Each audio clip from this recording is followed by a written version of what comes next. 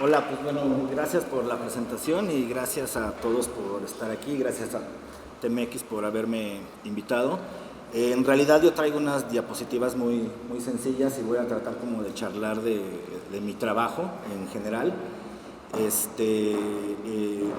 Lo que van a ver es la mayoría diseño de música, pero es interesante porque en realidad lo que más hago yo es diseño de libros, ¿no? Pero son como dos historias que se juntaron en mi vida, por eso como que quería más bien contarles cómo ha sido el proceso de mi trabajo y de lo que estoy haciendo ahora, y luego les muestro algunas imágenes de mi trabajo en particular, ¿no?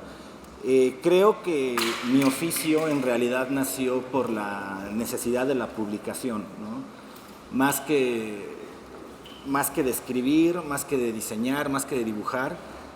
Yo empecé escribiendo y empecé haciendo dibujos, pero con el afán de publicarlos, ¿no? Yo pensaba de niño en un dibujo y tenía más prisa por imprimirlo y ponerlo en un marco y regalárselo a mi mamá que en realidad que me quedara bien. O sea, no me importaba tanto que quedara bien. Y yo tenía como esa inquietud del publishing, ¿no? Que después supe que era el publishing. Sí, fue el final de la pantalla, perdón. Ok. No te quiero interrumpir. No te preocupes. Y en realidad así fue como empecé yo, ¿no? En la parte de la música yo recuerdo, yo tuve una banda, estoy hablando hace más de 25 años, 26 años, tuve una banda y lo que más me importaba de la banda era invitar a mis cuates a que grabáramos algunos cassettes para después de que los grabábamos hacerles un dibujo y hacerle una portada. Me importaba muy poco si sonaba bien, si sonábamos mal, por lo mismo la banda no llegó a ningún lado, pero a mí era lo que me gustaba, ¿no? Como grabar nuestros demos en un cassette y después hacerle un dibujito y una portada. Eso me llevó después con un grupo de amigos a fundar una revista en el año del 2003, una revista que hacíamos como crítica o reseñas de libros, de música, de muchos tipos de artes. Era la época de MySpace, entonces era como una comunidad que estábamos en todas partes del mundo y íbamos un poco en contra porque la comunidad éramos en MySpace, pero realmente publicábamos nuestra revista, ¿no? Se llamaba Contramotor. Yo dirigí esa revista 3 años, de 2003 a 2006, y los últimos números de Contramotor en realidad se fueron yendo hacia la música, hacia la experimentación que estaba pasando en MySpace. Todas las bandas, no nos gustaba hablar de las bandas que nos gustaban porque en realidad compartíamos con nuestra generación las mismas bandas, todos, ¿no? Era como común hablar de Aphex Twin, pero pues nosotros no queríamos hablar de Aphex Twin, queríamos hablar de un chico que estaba haciendo música electrónica en Caracas. Entonces, evidentemente no teníamos nada de público, pero nos gustaba mucho hacerlo y nos gustaba mucho como llegar a esa finalidad de una revista que la hacíamos cada 2, 3, 4 meses. No tenía una periodicidad fija y Contramotor terminó siendo los últimos números una revista solo de música, y ahí fue cuando se me ocurrió hacer una recopilación de algunos de los artistas de los que nos gustaba hablar en ese entonces, y me di cuenta que era muy complicado los términos legales, prácticos para publicar música, ¿no? Y sobre todo era una recopilación, estábamos hablando de 10 artistas, y eso fue el 2006. Y cuando logré tener como las partes cubiertas de derechos, etcétera, dije, bueno, ¿por qué mejor no hago una disquera? Y en ese momento dejé de hacer Contramotor y publiqué el primer disco de Humo Rex, ¿no? El primer disco de Humo Rex se publicó en mayo del 2006, de un chico de Tijuana que se llama Drugs Made Me Smarter. Ya no toca, pero ahí fue la muerte de Contramotor y el nacimiento de Humo Rex. Y al mismo tiempo que pasaba todo eso, pues yo tenía que ganarme evidentemente la vida y me la gastaba, lo poco que ganaba me lo gastaba haciendo este tipo de cosas. Y mi entrada al diseño profesional fue en agencias de publicidad. Creo que es un un medio muy noble para muchas personas, pero que a mí no me funcionó. Yo a la distancia veo como el portafolio que yo hice en publicidad y siempre, o sea, no lo enseño a nadie en realidad. Y fue muy chistoso porque empecé ahí a entrar al mundo editorial, pero en el mundo editorial me contrataron por las cosas que yo hacía solo, no por ningún cliente ni por ningún proyecto grande. Yo para ese entonces ya había trabajado con Aeroméxico, con Sony, con muchas cosas, y ese portafolio no me llevaba a ningún lado, ¿no? O por lo menos no me llevaba a ningún lado a lo que yo quería llegar. Entonces fue cuando empecé a mostrar mi portafolio, que para mí era muy indie o muy punk, pero fue el que realmente les interesó a las editoriales, ¿no? Y por otro lado, eso cumplía mi otro lado de la publicación, ¿no? Era, por un lado yo estaba publicando música y por otro lado tenía un empleo que me permitía publicar libros, que fue y ha sido hasta la fecha como la mancuerna perfecta en mi vida, los libros y la música. Pero cuando hablaba con los chicos de TMX es como, ok, no voy a hablar de los libros, creo que hay muchos libros y hay mucha gente que va a hablar de libros en estos días. Me gustaría un poquito enfocarme en lo que fue el trabajo de Humo Rex. Yo como diseñador me encargo de todo lo que sucede en Humo Rex, en realidad, de la contabilidad, del diseño, del curar, de la distribución, de las finanzas, etc.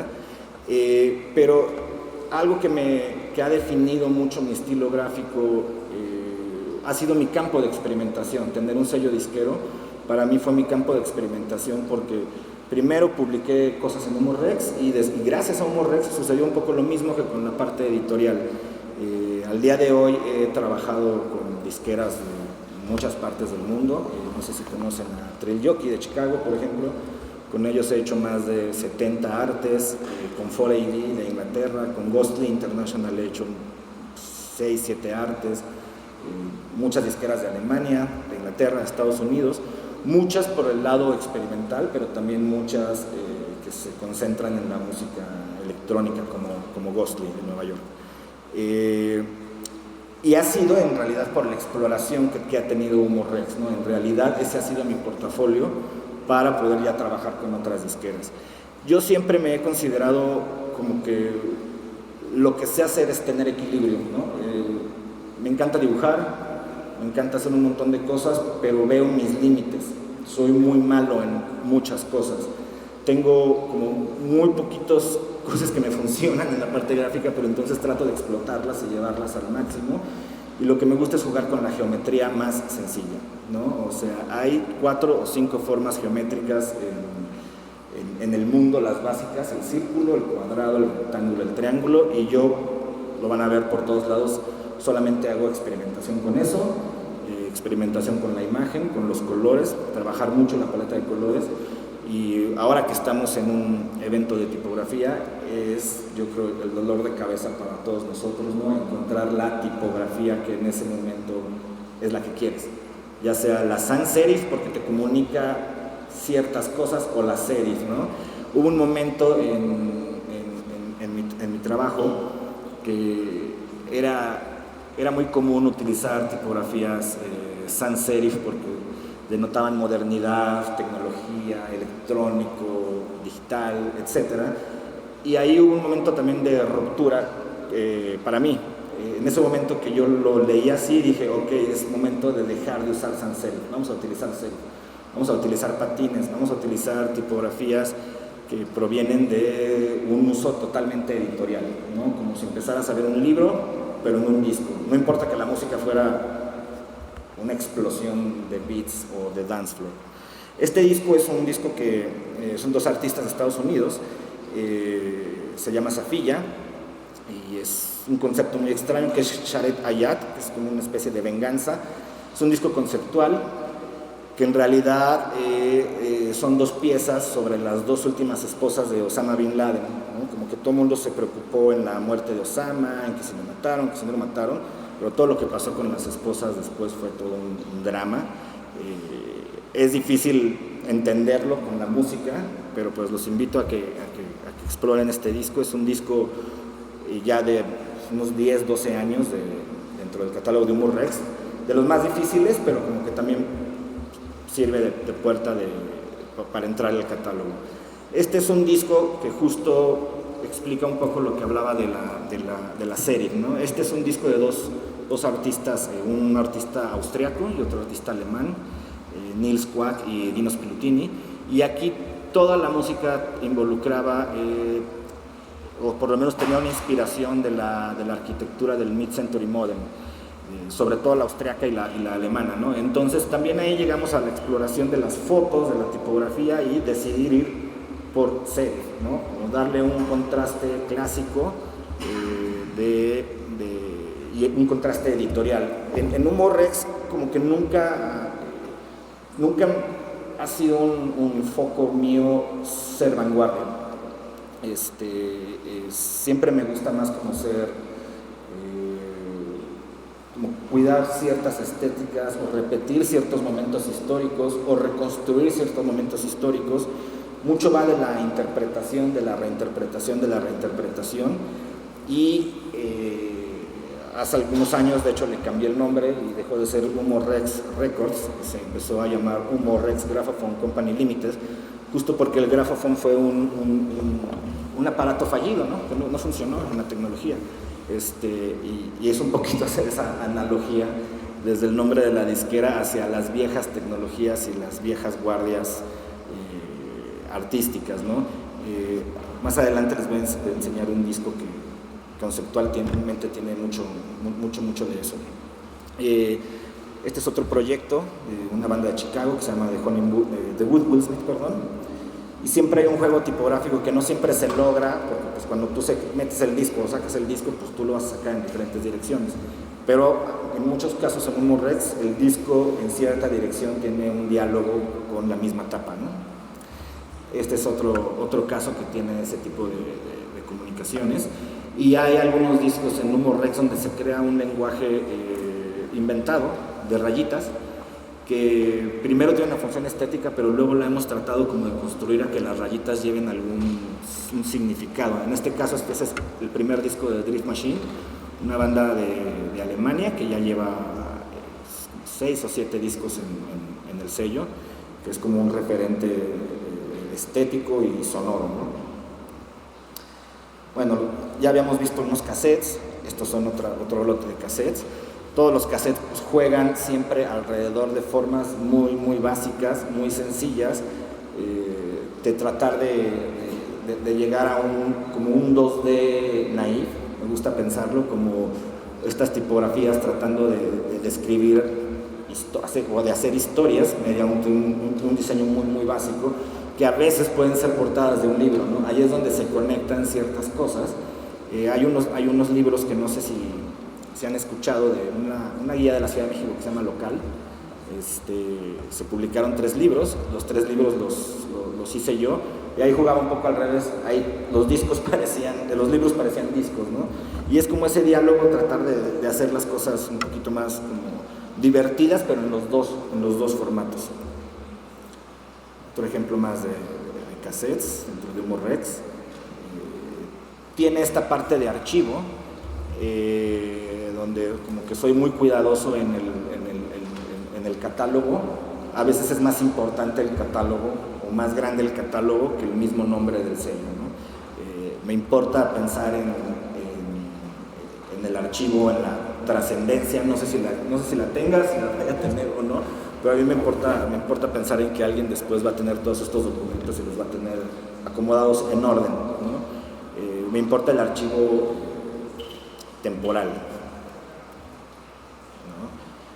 Aquí siempre la tipografía jugando, nunca, aunque me gustan las cosas de imágenes fuertes, casi siempre, si no es que siempre, está esa parte de la metadata, ¿no? que tiene que ver con lo del archivo. Es siempre nombre de disco, nombre de artista, nombre de catálogo, año, publisher, copyright, todo ese tipo de cosas que sirven, porque me encanta jugar con la tipografía. Y cuando tú publicas un disco, pues no es como publicar un libro que tienes textos y textos y textos y quotes y referencias, muchos niveles, párrafos, títulos, subtítulos. que te pueden hacer, te pueden llenar de muchos formatos y de grids una página de un libro, ¿no? En un disco es muy complicado porque la información es muy poca. Y luego yo a veces motivo a los artistas, como a los que publico, como de, oye, échate un choro acá, aunque sea de dar unos agradecimientos a alguien para que me des un poquito más de información con la que jugar. Y a veces no sucede, pero entonces trato de hacer pues más grandes ciertos elementos. Todo esto está disponible en la página de Humor Rex, son publicaciones del sello. Siempre hay referencias al Mid-Century Modern, de repente, tipografías que van cambiando. Lo pueden ver por épocas, como que un año me caso con una Swiss, otro año me caso con una Basis, y puede haber un año y medio que vean productos, discos, cassettes o CDs de Humor Rex y tengan la misma tipografía, y al año que entra ya es otra, porque pues, voy cambiando y siempre creo que todos nosotros estamos en esa búsqueda de nuestra serif y sans serif y mono perfecta, que luego no es que deje de ser perfecta, yo creo que nos cansamos o encontramos una mejor, no lo sé. Todas estas son publicaciones del sello, todo pensado en tipografía, en los juegos. También hay este tipo de lenguajes, como les decía, de rayas, cuadros, círculos. Este es un disco reciente de Phantom Horse, de Humor Rex. Este es un disco de Rafael Antonio Irizarry, que ahorita que Malitzin mencionaba lo de Mutec también. Él toca este fin de semana en la Ciudad de México. También Malitzin toca este fin de semana en la Ciudad de México. Sí. Mismo evento, ¿no? El sábado. Sí. Va a estar muy bueno. Este es un disco que ahí descubrí esta tipografía y me casé con ella 3 años hasta que me harté, la verdad, y luego es el tipo de no aprehensión que a veces debemos de tener. Este es un disco en particular que he reeditado 2 o 3 veces porque pues se vende y lo tengo que reeditar. Y me cuesta mucho trabajo no cambiarle la tipografía porque ya no me gusta verla, ya no la siento que hable de lo que es la etiqueta ahora, pero bueno, por respeto a la obra, por respeto a la pieza, nunca se la cambio, pero la verdad me da mucha frustración porque es volver a entrar a imprenta, volver a entrar con archivos, con todo, y me toma 10 minutos cambiarle esa tipografía, pero no puedo, no se la puedo cambiar. Entonces, a la distancia lo analizo y digo, bueno, está bien mantener las cosas como son, pero me cuesta trabajo. Este es la contraportada, y este es un buen ejemplo de cómo a veces me urge la información en los discos para hacer algún producto un poquito más editorializado, y como hay veces que los artistas por concepto, por decisión propia, tratan de ser muy minimales en su información, pues entonces yo tengo que hacer el código de barras del tamaño de la contraportada y la página web de media de la mitad para poder lograr los balances geométricos que en ese momento estaba buscando yo. Aquí este es un ejemplo de solo tipografía de 3 artistas, Dustin Wong, Takako Minekawa y Woodwill Smith. Otro cassette de Humor Rex de MG Gengras. Este disco en específico pues es casi una portada de un libro, ¿no? Con este artista lo he hecho mucho, de realmente hacer portadas de libro en sus discos. Él tiene mucha narrativa y todas sus canciones tienen una historia, por lo menos conceptual, que siempre empieza con un diálogo. Entonces es muy divertido trabajar con James Place porque lo pensamos en términos totalmente editoriales cada que hacemos un disco juntos. Este es otro disco de Drift Machine, que es, aquí va la tipografía pequeña, muy pequeña. La llevé al punto de no lectura casi, solamente en el print se puede detectar lo que dice, está a 4 puntos, pero era parte del concepto que estaba manejando Drift Machine en este disco, ¿no? Que es como el silencio, es una narrativa sobre los obreros en Europa del Este que construyen construyeron las vías de tren en unas condiciones como espantosas. Entonces el silencio en todo era muy importante, ¿no? Por eso vemos estos blancos, negros, silencios, pausas, y todo eso tiene que ver alrededor de Drift Machine, que ellos siempre traen un concepto muy completo, muy complejo. Nunca tienen una idea visual de lo que quieren para sus discos, o sea, no llegan y dicen me imagino esto negro, o me imagino esto blanco, o me imagino esto azul, pero siempre son comunicaciones muy largas, ¿no? Muy largas, de tratar de entendernos qué es para ellos el silencio, qué es para mí el silencio, qué es para el sello el silencio, o qué es la tragedia para todos, y llegar como a un punto en común. Esta es otra toma del mismo disco.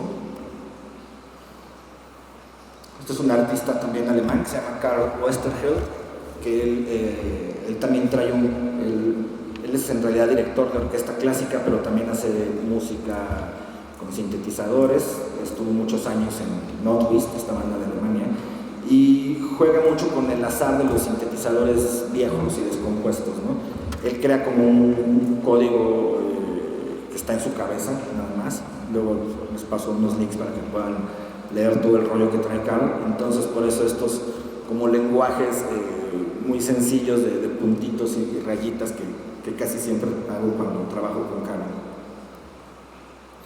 Es el mismo disco, portada y contraportada y el disco.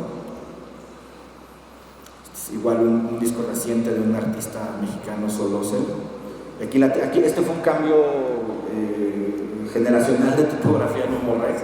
Aquí involucré esta tipografía que se llama la Chronicle en este disco, y se quedó como 8 meses por ahí en varias cosas de las que se fueron publicando, ¿no? Y siempre pensar en capítulos, subcapítulos, prólogos, epílogos. Aquí el disco es como capítulo 1, capítulo 2, no es side A o side B. Igual disco, otros cassettes, estos son de los más recientes en Morrex. Este es un disco también bastante reciente de Gudrun Gut y Mabel Frati, este es del 2021. Y aquí hubo otro cambio también tipográfico, ¿no? Hubo una tipografía, aquí una serif y una sans serif, y grandes. En la foto se ve pequeño, pero pues tomemos en cuenta que esto mide 33 por 33 centímetros, y el nombre de los artistas están cubriendo pues, prácticamente lo ancho, ¿no? Es como un poquito una referencia o una analogía a estos 80s escandalosos, pero en lugar de hacer neones o juegos o multicapas, como una tipografía, en este caso es esta plain, y es la tipografía más anónima que tú puedas encontrar, pero que funciona y que es súper bonita, pero la ves y es difícil para un tipógrafo decir cuál será, cuál es, no lo sé. Creo que la sans serif perfecta es aquella que no reconoces, que no sabes cuál es, que no es una helvética, que no es una plain, que no es una swiss, que no es una basis, y todo el mundo te pregunta cuál es, y pues no le dices hasta que te aburra, ¿no? Hasta que te aburras la empiezas a compartir. Pero esta tipografía en específico me gusta. Creo que yo aprendí a detectarla solamente por la G, porque es una flechita muy evidente. Este disco es, pues para mí, uno de los discos más importantes en Humo Rex, conceptualmente. Esto que estamos viendo aquí en realidad es la contraportada, y hay un juego de 10 columnas, ¿no? Y él es Andreas Gerd y Karl, los dos son de Alemania. Andreas Gerd es la mitad de un grupo de los que hablamos hace rato, Drift Machine, y Andreas Gerd es una persona que ha sido muy importante en mi vida, en mis prácticas históricas, estéticas, lecturas. Él es un señor de ya casi 70 años que conocí por azares del destino en Alemania hace 25 años, y él era hace experimentación sonora. Él también tocó en Nordwist, tocó en Taitiker Trio, que es como un trío avant jazz en Alemania. cuando creó el proyecto de Drift Machine, pues él me buscó para que publicáramos el primer trabajo de Drift Machine, y de ahí pues, todos los trabajos de ellos han sido publicados en Humor Rex. Pero en particular con él es un tipo que tiene una conversación como excelsa, histórica, un gran romántico de todo, de la música, de la bebida, de los libros. Y justo este disco, que se llama Las aporías del futurismo, es una especie de, no quiero llamar crítica porque no es una crítica, pero es un cuestionamiento de lo que pensaba el hombre como ese retro ciencia ficción, ¿no? Cuando veíamos Volver al Futuro en los 80s y pensábamos que así se iba a imaginar, así se iba a ver el futuro en los 2000s, que ahora nos resulta bastante inocente como la visión que teníamos en algunas cosas por lo menos, pero él hace un cuestionamiento hacia ese futuro, hacia ese presente, y a raíz de eso nos vamos hasta John Milton, ¿no? John Milton, que es el autor del Paraíso Perdido, ¿no? Que es como este poema, quizás solamente después de la Divina Comedia, Paraíso Perdido es de esos poemas tremendos, enormes, misteriosos, místicos, publicado en 1635 creo, que también tiene todas estas cuestiones como de la muerte, la no muerte, los valores, etc. Yo caprichosamente me he agarrado del Paraíso Perdido para jugar con un montón de cosas, para ponerle concepto a cosas que a veces el concepto no es tan evidente, ¿no? En Humor Rex tengo como el privilegio de tener a grandes amigos, grandes artistas que hacen una música increíble, pero que yo no sé si ya sea por la trayectoria de Humor Rex o lo que sea, que nunca les gusta opinar sobre el arte, ¿no? O sea, yo siempre se los muestro y a veces me dicen, no sé si rosa, quizá azul. Hacemos un poquito de diálogo, pero se meten muy poco. Entonces, a mí me gusta a veces crear como un diálogo o empezar a platicar alrededor de un concepto. En este caso, en este disco, algo en una plática detonó el Paraíso Perdido y quizá fue un error mío porque al hablar del Paraíso Perdido ellos mismos regrabaron dos canciones que les parecieron que ya no quedaban con el disco, pero se enamoraron de la idea, ¿no? Se enamoraron de la idea del Paraíso Perdido. Ellos por un lado empezaron a leer a Juan Rulfo, salieron temas de Borges, pero no conocían a Juan Rulfo, empezaron a leer a Juan Rulfo, empezaron a meter ideas de Juan Rulfo, y en la página luego les paso, se pueden leer un poquito más de todas las referencias que existen en este disco, que a la larga se terminó siendo un pretexto en Humor Rex para explorar un montón de símbolos que a veces no tienen por qué entenderse a la primera, pero a mí me sirven como esos circulitos, rayitas y palitos para poder hacer como el equilibrio de la información, ¿no? Que a final de cuentas lo que me gusta es como este diseño de la información que tenemos, por ejemplo, en esta contraportada. Bueno, un chocolate, porque también hemos publicado chocolates en Humor Rex. Este es un disco bastante reciente de un artista que se llama Alexandre Bazin, y pues aquí el disco se llama Four Steps, pues aquí sí realmente era como a él no le gustaba la idea de que su nombre apareciera en portada, y entonces le dije, bueno, lo ponemos pero que no se entienda. Órale, pues está padre. Entonces empezamos a jugar como con renglones, y yo sí leo a Alexandre Bazin, pero no sé si es porque lo he visto muchas veces, y el Four Steps sí se lee muy bien, pero ese era un poquito como el brief que yo tenía, ¿no? Yo por un lado quería hacer una portada totalmente tipográfica, porque este disco inauguró una colección de Humor Rex de 12 pulgadas a 45 revoluciones, ¿no? Yo quería que tuviera una diferencia estética, y es hacerle un hoyo. El típico hoyo de los discos es, todos los discos que vayan a 45 revoluciones los voy a hacer con un hoyo, y los voy a hacer con tipografías. Entonces, a él no le gustó mucho la idea, porque no quería que se leyera su nombre. Ya cuando se lo enseñé, pues, no lo entendió y dijo, pues, quedó contento, ¿no? Esto también es muy reciente, de Lina Filipovich. Aquí ya hay otro cambio de tipografía en la serie, que esta es la Swissworks, que me gusta mucho cómo funciona así, pero no me gusta en itálicas y en los otros pesos. Bueno, pues ya creo que ya me pasé.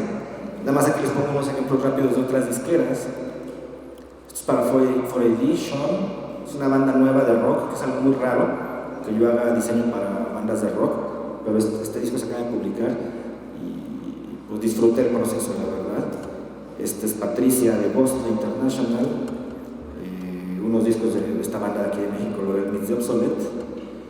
Estos juegos son muy interesantes para una disquera alemana que se llama The Novali, que ellos siempre piden como partes que se unan y se creen ciertas cosas, ¿no? Aquí tú sacas un folder, metes un folder y vas creando tu propio diseño, ¿no? El mismo sello. Y bueno, quería enseñarles algo de lo de festivales, Mutec Japón, Mutec San Francisco.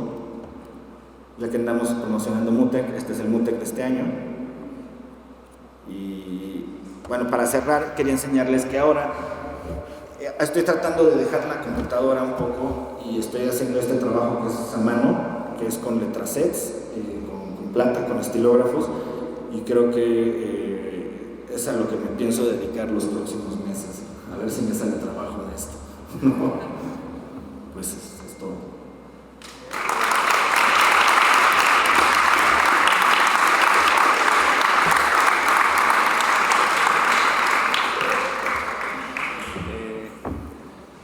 Pues muchas gracias, Daniel. Gracias por estar acá. ¿Alguien tiene alguna pregunta para este hermoso personaje musical?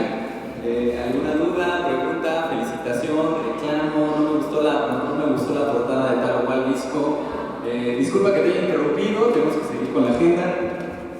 Ya, ¿qué onda, Dani? Nos conocimos hace un rato. ¿Qué onda? Bueno, nosotros aquí estamos representando Crestería Primatería Sonora, que igual nos dedicamos a la publicación y de música. Y te quiero preguntar algo no relacionado al diseño, pero a lo mejor a las personas aquí nos podría interesar también saber. Me gustaría saber cómo es tu proceso de selección y posteriormente publicación de la música que editas en Humorex.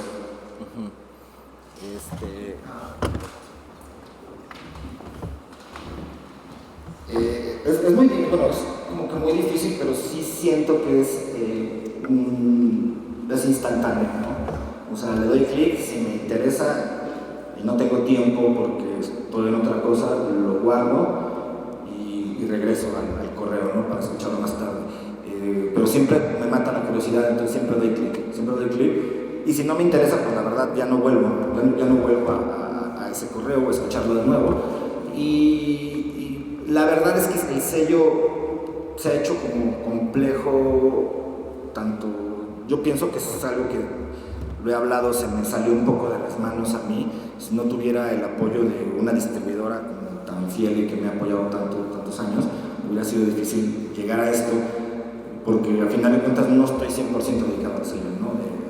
La mayor parte estoy trabajando en libros, con museos, o con festivales, y entonces siento que también algo que a mí me ayuda mucho a publicar, se ha hecho como una familia muy grande en Humorex, ¿no? O sea, van a haber muchos nombres repetidos, y es que son cuates, ya es como, me llevo muy bien, me gusta muy bien tratar contigo, nuestro diálogo es el mismo en amistad, en bromas tontas, en lo que sea, nos entendemos, y va por ahí. Me puede encantar la música de alguien y si no hago clic emocional o algo así, no me gusta trabajar. Normalmente te mandan la música a tu correo, tú revisas qué editar y qué no, sí. O también buscas artistas que quisieras editar. La verdad ya no, o sea, en un principio sí yo busqué a algunos artistas, Felicia Atkinson en sus inicios, yo me acuerdo que yo entré en contacto con ella cuando publicó su primer disco, en realidad lo publicó en Humorex, ¿no? el primer largo, o en Gilles Gengras, o sea, yo los busqué, pero después ya se hizo como una pequeña comunidad, en realidad, y obvio, no es que sean siempre los mismos, pero tal persona me presentó a otra persona, nos caímos bien, tenemos el mismo sentido de humor, etcétera, y por ahí va, ¿no? Pero ya ahorita yo ya no busco a yo los artistas, ¿no? Y no es por ninguna cuestión de arrogancia o de soberbia, simplemente que el sello tiene sus límites y sus alcances. Cuando yo busco a una persona, siento que también hay demasiado que esperar, ¿no? Entonces yo busco que esto sea como una relación recíproca de los dos lados. Gracias. Por acá hay otra pregunta.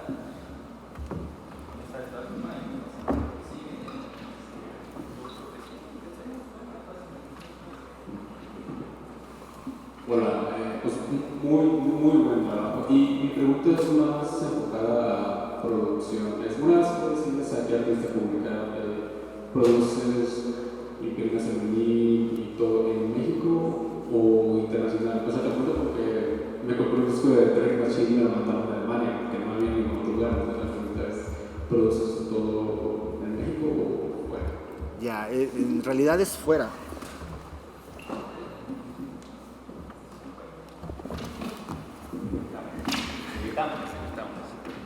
Gracias. Sí, en realidad son dos factores por los que toda la producción física es fuera. El primer factor es que yo, cuando empecé Humor Rex, ahora se habla de este revival del vinil, revival del cassette, ¿no?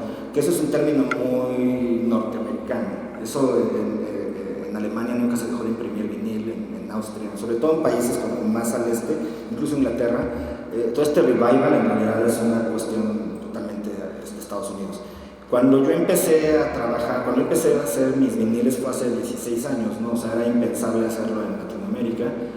Ahora ya hay opciones, pero cuando yo empecé no había ni opciones. Y yo tomé muchos consejos de gente con la que ya trabajaba en Alemania, dos sellos en específico, Sonic Pieces y Miasma, que eran distribuidos por este sello más grande que es More Music. Y en realidad yo toda la parte técnica la empecé a trabajar con ellos, ¿no? Y de ahí fue construyéndose lo que es Humor Rex. La maquila, por lo tanto, todo era en Europa. Y yo creo que por esa misma distribución, los mismos medios, tanto los medios, la cobertura de medios que ha tenido Humor Rex y las ventas y la distribución, el sello creció solito en Europa, ¿no? O sea, si yo hablo en porcentajes, el 90% de la producción de Humor Rex se queda en Europa. Entonces, y ese otro 10% en realidad es México, Estados Unidos y Japón, que es muy grande en realidad. La próxima vez que quieras un disco, dime a mí directo, yo estoy ahí en la San Miguel y no te lo tienen que mandar de Alemania, pero sí, por cuestiones prácticas fue, y por cuestiones de cuando sucedió, ¿no? Ahora sería imposible hacerlo aquí porque tendría que mandarlo para allá. Pues para los aranceles, ¿no? Ahí la de las exportaciones. Bueno, pues muchísimas gracias.